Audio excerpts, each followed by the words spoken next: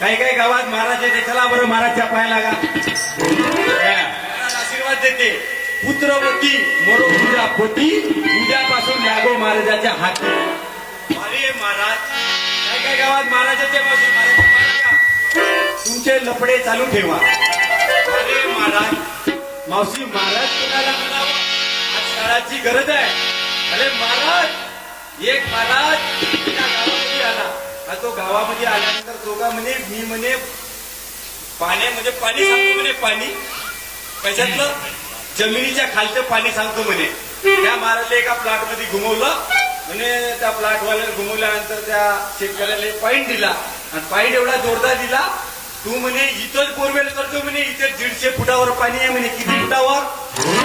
150 फुटावर. मग त्या महाराजला घरी नेलं.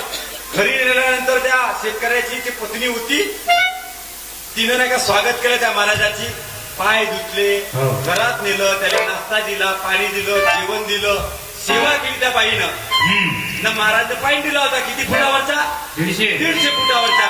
मग ते बायका म्हणे, आता महाराज म्हणे तुम्ही चालले म्हणे, तर थोडस म्हणे आता दही खाऊन जा म्हणे मा घरचं. काही खूप आहे म्हणे घरी मावाल्या, दही खूप आहे म्हणे मा घरी. महाराज म्हणे थोडस दही खाऊन जा म्हणे तुम्ही आता. तर त्या बाईनं नाही का ते जातानी त्या महाराजले दही दिलं. दही एवढं जोरदार दिलं जी तिनं.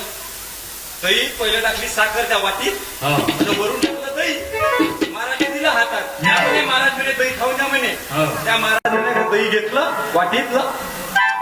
वाटीतलं दही घेता बरं तो महाराज काय म्हणे त्या बाईले, बाई म्हणे तुला म्हणे एवढी सेवाच केलीस म्हणे, आता म्हणे आता दही दिलीस म्हणे, या दह्यावर समजा जर थोडीशी साखर असती म्हणे तर मजा आली असते म्हणे, बरं झालं असतं म्हणे.